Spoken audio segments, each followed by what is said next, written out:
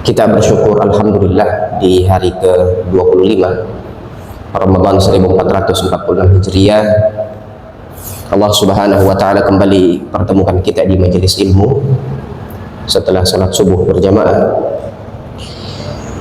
memaknai ayyam ma'dudat, hari-hari yang sangat sedikit dan cepat sekali berlalu. Ini yang Allah sifatkan dari Ramadan, yang sangat sedikit harinya bila dibandingkan dengan jumlah hari dalam satu tahun. Dari 365 hari, Allah cuma minta dari kita 30 hari saja atau 29 hari saja. Tentu sedikit sekali persentasinya bila dibandingkan dengan 360-an hari. Maka beruntunglah orang yang Allah cuma minta sedikit darinya, ya, hanya 30 hari, lalu Allah janjikan untuknya surga seluas langit dan bumi. Masya Allah. Ini kalau dalam perdagangan modalnya sedikit saja, untungnya berlipat ganda. Dan merugilah orang yang Allah cuma minta sedikit saja dari apa yang Allah berikan banyak kepadanya, tapi dia juga masih pelit untuk Allah Subhanahu wa taala. Masih sekek, ya, tidak mau memberi untuk Allah Subhanahu wa taala. Padahal kata para ustadz-ustadz kita, ada hadis Nabi Shallallahu Alaihi Wasallam menggambarkan firman Allah dalam hadis qudsi, kullu amal ibni adam lahu illa siyam. Amalan-amalan kita itu akan kembali kepada diri kita masing-masing, kecuali puasa saja. Allah cuma minta satu ibadah ini saja, itu khusus untukku kata Allah, dan aku sendiri yang akan membalasnya, memberi ganjarannya. Karena ini ibadah yang tidak ada intervensi dengan pihak luar, hanya kita dengan Allah Subhanahu wa taala saja. Mudah-mudahan Allah terima ibadah puasa di 25 pertama ini, dan kita maksimalkan insyaallah taala di 5 hari terakhir biiznillah taala. Ada satu amanah dari Nabi Sallallahu Alaihi Wasallam, jamaah yang mulia. Suatu ketika beliau naik ke atas mimbar beliau di Masjid Nabawi di kota suci Madinah Al-Munawwarah. Di anak tangga pertama beliau mengucapkan amin, lalu naik anak tangga kedua juga demikian, amin. Lalu naik anak tangga terakhir, anak tangga ketiga, beliau juga mengucapkan amin, yang artinya Allahumma stajib, ya Allah ijabah doa ini. Lalu setelah khutbah, para sahabat bertanya, kenapa engkau mengaminkan 3 kali tadi ya Rasulullah? Faqala alaihi salatu wassalam, atani Jibril, tadi Jibril datang kepadaku. Jibril yang membawa Quran ini datang kepadaku, lalu dia berdoa 3 kali. Doa pertama adalah raghima anfu mri'in dzukirta indahu wa lam yusalli alaik. Merugilah orang, wahai Muhammad sallallahu alaihi wasallam, merugilah orang yang namamu disebutkan di sisinya lalu dia tidak bersalawat untukmu. Allahumma salli ala sayyidina Muhammad. Ini menjadi nasihat bagi kita agar tidak menjadi orang yang rugi karena nama Nabi Muhammad sallallahu alaihi wasallam disebutkan di sisi kita lalu kita tidak bersalawat. Adapun amin yang kedua adalah qaul Jibril, raghima anfu mri'in adraka abawaihi aw ahaduhuma falam yadkhulil jannah. Merugilah orang yang hidup bersama kedua orang tuanya atau satu dari keduanya tapi dia belum mampu masuk surga. Menjadi nasihat bahwa ketika orang tua kita masih hidup atau satu dari keduanya masih hidup, maka peluang besar bagi kita untuk mendapatkan al-jannah dengan birrul walidain kepada keduanya atau satu dari keduanya. Dan kalau keduanya telah meninggal dunia, maka kewajiban kita sebagai anak untuk mendoakan dan menjalin tali silaturahim terhadap keluarga dan sahabat almarhum. Dan merugilah orang yang hidup bersama orang tuanya tapi dia durhaka dan dia terhalang dari surga Allah Subhanahu wa taala. Kata Nabi SAW, amin. Dan di anak tangga terakhir menjadi amanah untuk kita semua. qala Jibril alaihi salam, raghima anfu mri'in adrakahu Ramadan fansalakha minhu wa lam yughfar lah. Merugilah seseorang yang Allah pertemukan dengan bulan Ramadan, lalu Ramadan itu berakhir sementara dosa-dosanya belum diampunkan. Ini menjadi garis muhasabah kita jamaah sekalian di 5 malam terakhir. Pastikan agar Allah Subhanahu wa taala benar-benar mengampuni seluruh dosa dan kesalahan kita. Hada syahrul maghfirah, syahrul af, ya. Bahkan puncak dari Ramadan berupa Lailatul Qadar. Doa pamungkasnya adalah apa yang dikatakan oleh Nabi SAW ketika ibunda kita Aisyah radhiallahu anha bertanya, "Ya Rasulullah, apa yang harus saya lakukan kalau bertemu Lailatul Qadar? Apa yang harus saya lakukan kalau bertemu Lailatul Qadar?" Qala alaihi salatu wassalam, "Quli Allahumma innaka afu."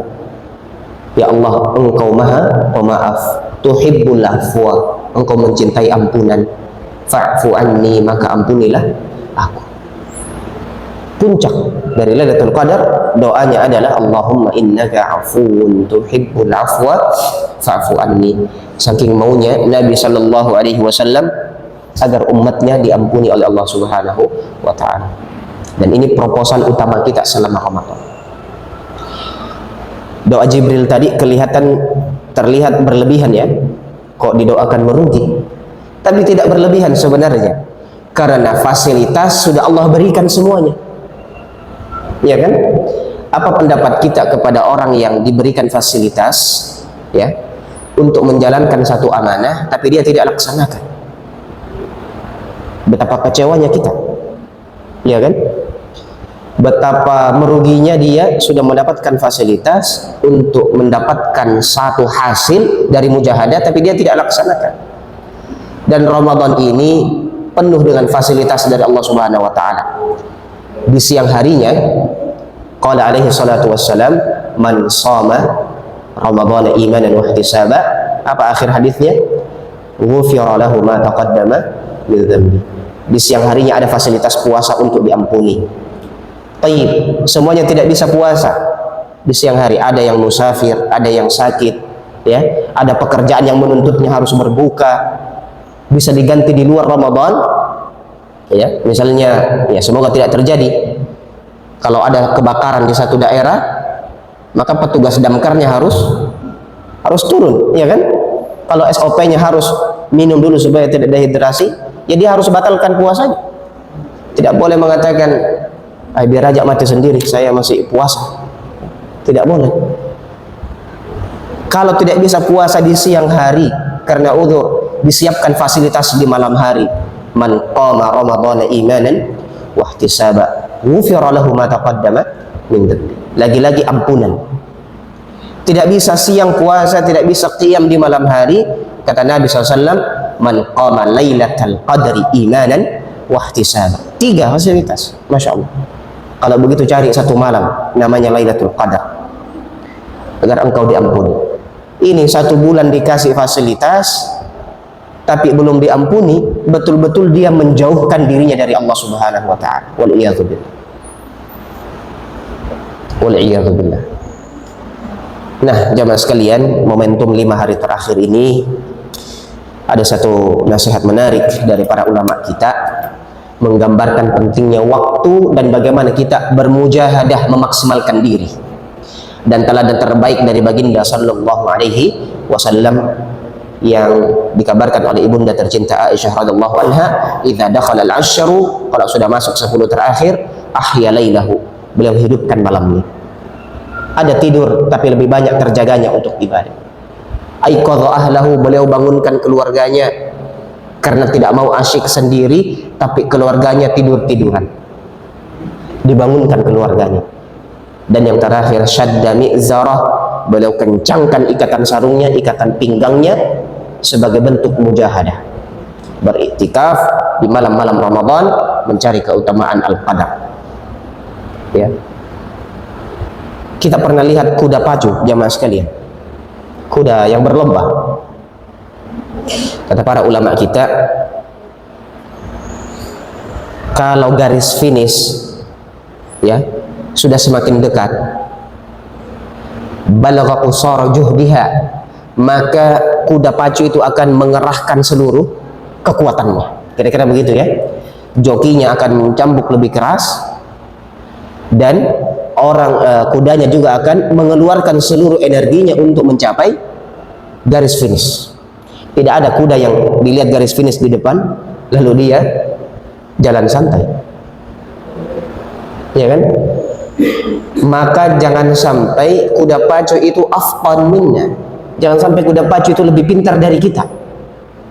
Di akhir Ramadan ini ya, justru kita bersantai-santai, kalah dari kuda pacu yang mengerahkan seluruh energinya untuk sampai menjadi pemenang.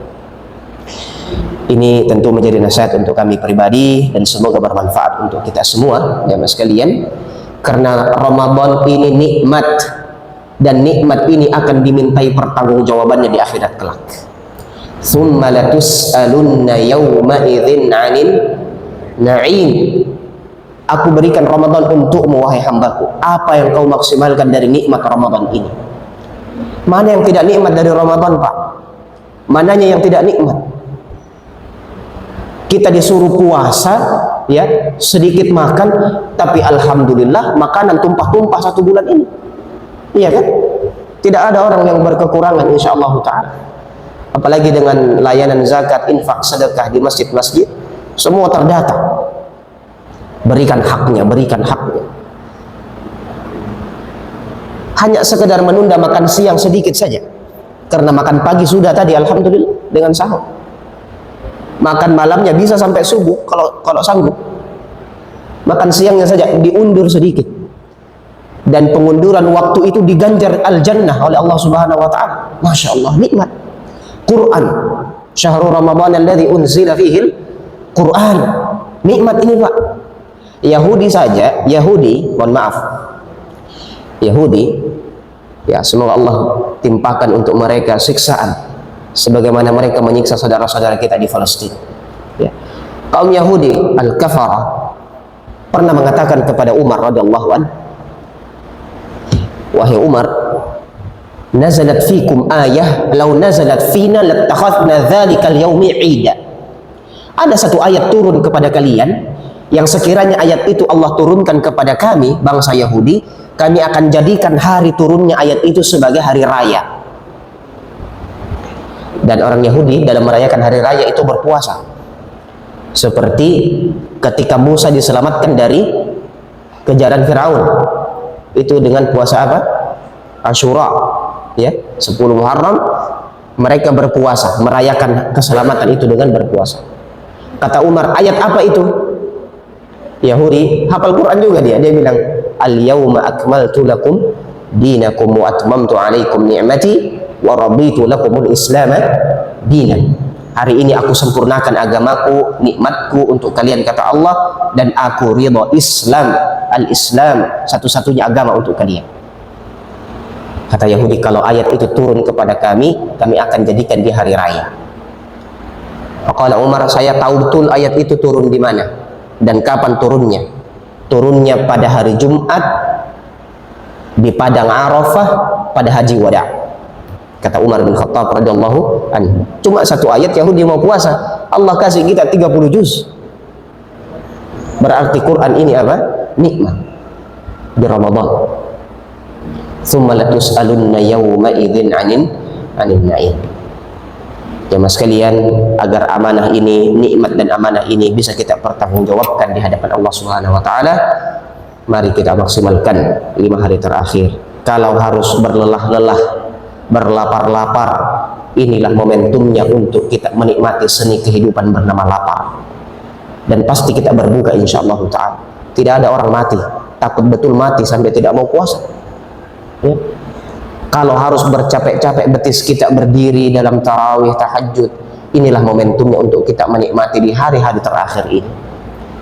Kalau pinggang kita harus sakit karena kelamaan duduk mengaji, berdiri, dan ini momentum untuk kita bersama-sama lebih banyak waktu dan interaksi dengan Al-Quran. Mudah-mudahan Allah catat kita, dia layak bertemu lagi dengan Ramadan tahun depan. Allah panjangkan usia kita semua. dan sekiranya Allah catat ini Ramadan terakhir bagi kita, maka kita bisa mengatakan alhamdulillah, terima kasih ya Allah atas nikmat Ramadan tahun ini.